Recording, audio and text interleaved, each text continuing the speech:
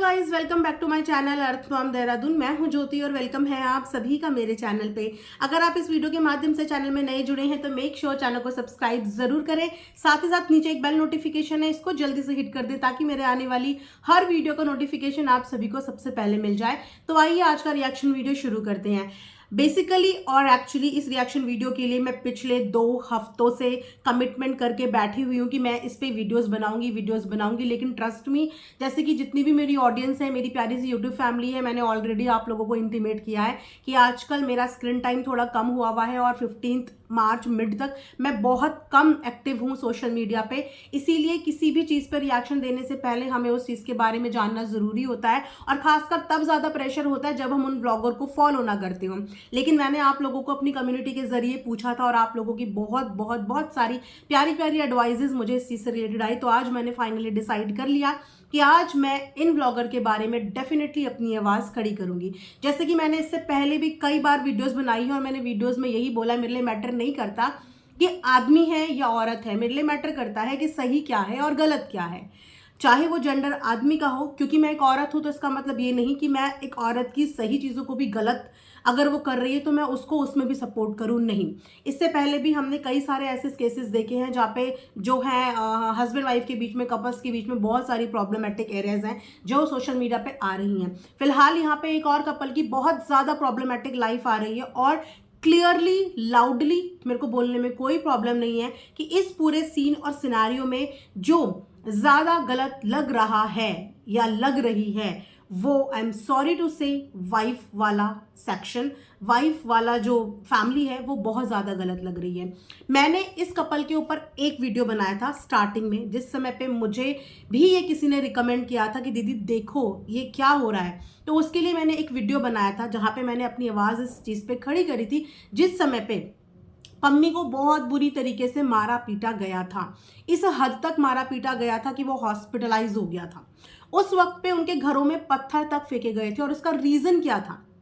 तब अगर आप लोग सोचेंगे ना तो रीजन एक अलग तरीके से जा रहा था, लेकिन अगर आज आप सोचेंगे तो आप सारे डॉट्स कनेक्ट करेंगे कि आखिर उस लड़के ने, उस आदमी ने, एक पिता ने, एक पति ने, एक बेटे ने क्या क्या बर्दाश्त किया है। पम्मी की लव मैरिज है, एक इंटरकास्ट फैमिली के साथ ये लव मैरिज होती है, जहाँ पे जो लड़की के पेरेंट्स हैं ना वो बहुत प्रॉब्लमेटिक लोग हैं। इतने प्रॉब्लमेटिक लोग कि वो किसी भी तरीके से अपनी बेटी की घर गृहस्थी को बसाना और खुश उसे देखना चाहते ही नहीं थे। शुरुआती दिनों से ही वो प्रॉब्लम क्रिएट करने लग गए थे, लेकिन क्योंकि पम्मी ने कभी भी ये नहीं सोचा कि अगर मैंने इंटरकास्ट मैरिज कर ली तो मैं लड़की को उसके पेरेंट्स से दूर रख लूँ। उसने कोशिश करी कि लड़की और उसके पेरेंट के बीच में जितना भी डिस्टेंस है वो उस डिस्टेंस को कम करे, जो करने में वो कामयाब भी रहा। धीरे धीरे करके लड़की के अपने मायके वालों के साथ बोलचाल शुरू हो गई, बातचीत शुरू हो गई, और एक दिन लड़की अपनी मम्मी के साथ रास्ते पे गुजरती हैं। वहां पे 2-4 लड़के कुछ कमेंट पास करते हैं, और करते भी हैं या नहीं करते आज की डेट में तो ये भी क्वेश्चन मार्क लग रहा है।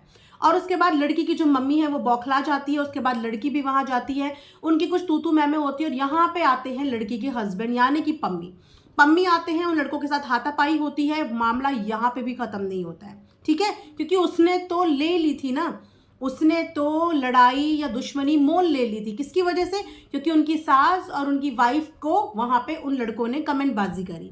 उसके बाद पम्मी को अकेला देखने के बाद फिर लड़कों का ग्रुप उसे दबोचता है और बहुत बुरी तरीके से उसके साथ मारपीट करता है, जिसके बाद पम्मी हॉस्पिटलाइज भी हो जाता है। इनकी वही वीडियो बहुत जोर शोर से वायरल हुई कि ऐसे कैसे कोई भी किसी को इतनी बुरी तरीके से मारपीट कर सकता है, ये किस तरीके की गुंडागर्दी है। और गुंडागर्दी का एक रीजन और भी था, इनकी वाइफ का लाइफस्टाइल जो वहां पे रहने वाले मोहल्ले पड़ोसियों को, इनकी कम्युनिटी के लोगों को पसंद नहीं आता था, क्योंकि जैसे कि मैंने बताया कि दोनों की इंटरकास्ट मैरिज है। चलिए, यहां तक भी हमें यह लगा कि चलो एक पति ने अपनी पत्नी के बचाव में अपना स्टैंड लिया और उसके लिए वो पिट भी गया, हॉस्पिटल में एडमिट भी हो गया। तो ऐसे रिलेशनशिप तो इतने स्ट्रांग होने चाहिए जहां पे एक पति ने अपनी जान की बाजी भी लगा दी अपनी पत्नी की इज्जत के लिए। लेकिन नहीं, यहाँ पे कहानी का एक नया मोड़ और नया पहलू शुरू होता है। जो पहलू ये होता है कि जैसे ही वीडियोस वायरल हुई, एक फेस वैल्यू मिल गई, अचानक से नेम फेम इस हद तक बढ़ गया कि घर घर में चर्चा होने लगी और इंटरफेरेंस होने लगा लड़की के पेरेंट्स का। अब लड़की के पेरेंट्स को कहीं ना कहीं एनालाइज हो गया कि जिस लड़की को हमने यूं ही छोड़ दिया था वो लड़की तो अब एक सोने की अंडा देने वाली मुर्गी बन चुकी है, जिसका नाम फेस वैल्यू बहुत हद तक जा चुकी है। लड़की की मम्मी ने इंटरफेयर कर करके लड़की को मैनिपुलेट कर करके आई डोंट नो किस तरीके से दोनों को एक दूसरे के एंटी कर दिया। और आज की डेट में दोनों एक दूसरे के इतने एंटी हैं कि एक साथ एक छत के नीचे शायद रह भी नहीं सकते, इसीलिए दोनों अलग अलग हो गए। अब यहाँ पे पेरेंट्स तो अलग हो जाते हैं, हस्बैंड वाइफ तो अलग हो जाते हैं, लेकिन जब बच्चे बीच में होते हैं ना तो वो बच्चे कहाँ जाए, क्योंकि उस बच्चे को उतना ही प्यार एक पिता भी करेगा और उतना ही प्यार एक माँ भी करेगी। इस कंडीशन में क्या हुआ कि पम्मी से उसकी बच्ची तो बीवी तो छीनी, उसकी बच्ची भी छीन के उसके जो मायके वाले हैं अपनी बेटी को अपने घर ले गए।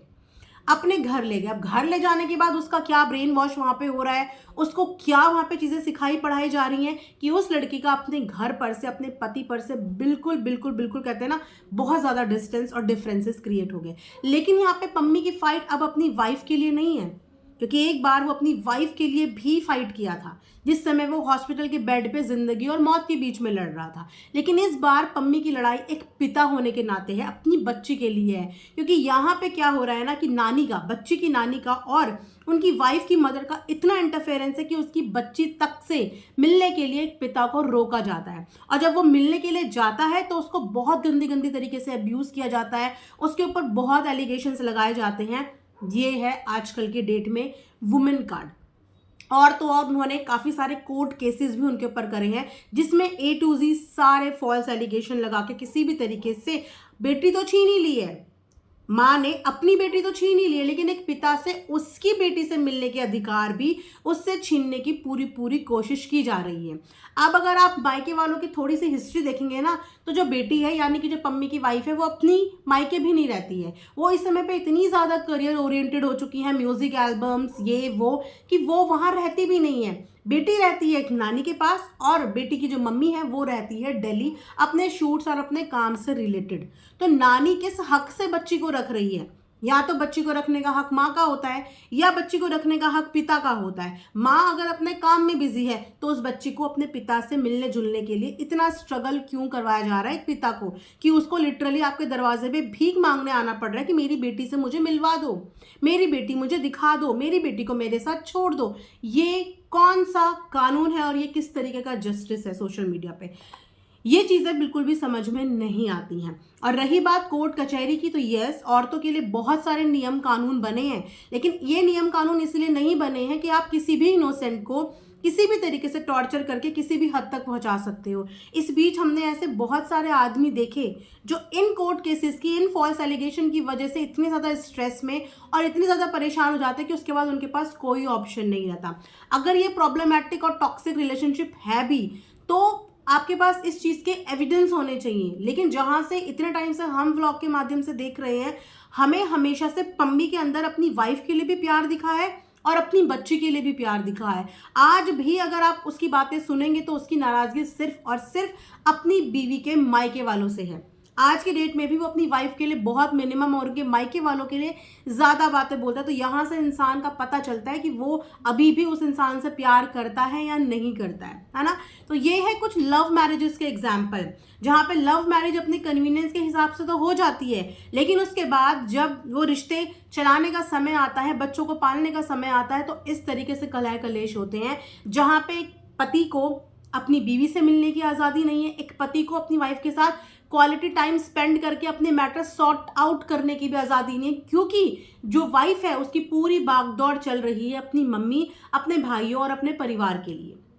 ठीक है, जहाँ पे हमारे हिंदू समाज में, हमारे इंडिया में दामाद को कितना ज़्यादा इज्जत मान सम्मान दिया जाता है, वहाँ पे एक सास अपने दामाद को दहलीज पे खड़ी हुई इतनी गालियाँ दे दे के बेइज्जत करके भगाती है। भैया वो दामाद है अभी भी आपका, अभी भी आपका ऑफिशियली रिश्ता नहीं टूटा है, वो अभी भी आपका दामाद है। और जिस बच्ची को, आप छोटी बच्ची को अपना लेके बैठी है ना, वो उसके पिता हैं, वो उसके पिता हैं और कोई भी बच्ची को उसके पिता से मिलने से रोक नहीं सकता, ना तो कानून रोक सकता है। लेकिन उस लड़के को इतना तरसा दिया कि आज की डेट में ना तो वो ढंग से काम कर पा रहा है, ना अपनी किसी चीज़ में फोकस कर पा रहा है। तो वो आजकल डाल रहा है कुछ कुछ वीडियोस, जिस वीडियोस में वो अपनी कुछ कुछ जर्नी शेयर कर रहा है, अपने साथ हुए कुछ कुछ चीज़ें शेयर कर रहा है, आप लोग ज़रूर उनकी वीडियोस देखना। क्योंकि मुझे ऐसा लगता है कि जब इंसान शेयर करता है तब कोई उसमें इंटरेस्ट नहीं लेता, और जब वो शेयर करते करते उसको कोई सोल्यूशन नहीं मिलता है, वो बहुत परेशान हो जाता है, डिप्रेस हो जाता है कि उसको कहीं से कोई सोल्यूशन, कोई सपोर्ट नहीं मिल रहा है, तो वो अपना मोटिवेशन और अपना मोराल बहुत डाउन कर देता है।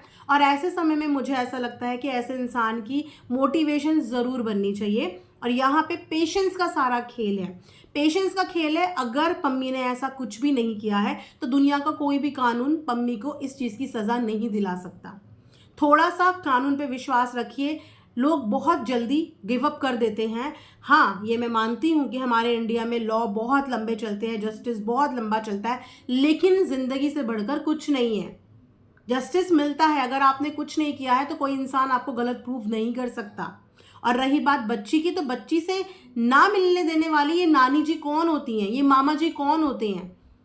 बच्चे की मम्मी खुद इतनी ज़्यादा करियर फोकस्ड हो रखी है कि वो खुद बच्चे की ढंग से केयर नहीं कर रही है। तो वहाँ पे अगर एक पिता अपनी बच्ची से मिलना चाहता है, उसको अपने साथ लेके भी जाना चाहता है, तो उसमें ऑब्जेक्शन और प्रॉब्लम क्यों हो रही है? सो ये हैं आजकल के मतलब के रिश्ते, मतलब के नहीं, पैसों के रिश्ते। कि जैसे ही पता चला बेटी को नेम फेम मिल गया, परिवार वालों की, मायके वालों की तो काया ही पलट हो गई।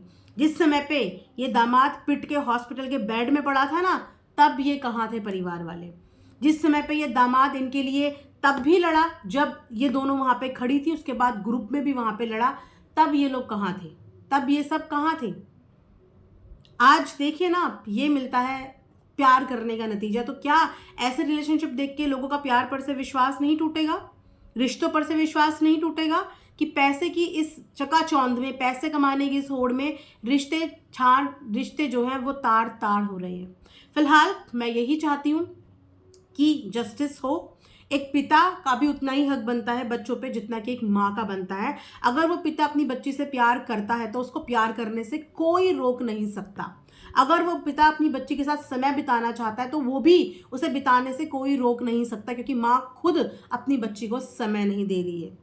राइट? तो मैंने सोचा इस मैटर पे मैं थोड़ा सा अपना आवाज़ रेज करती हूँ। आई होप कि आप लोगों को ये वीडियो पसंद आई होगी। कमेंट सेक्शन में आप लोग इस मैटर से रिलेटेड कुछ भी जानकारी अगर आप लोगों के पास है तो आप वो मुझे इंस्टाग्राम पे भी दे सकते हैं। मेरा इंस्टाग्राम हैंडल है JYOTI_Jyoti_Deharadun_। आप वहाँ पे आके मेरे से कॉन्टैक्ट कर सकते हैं। बाकी कॉमेंट सेक्शन में आप लोग अपनी अपनी ओपिनियन ज़रूर मुझे दीजिए। इसी के साथ एक वीडियो में यहाँ पे एंड करती हूँ। Thanks for watching earth mom Dehradun.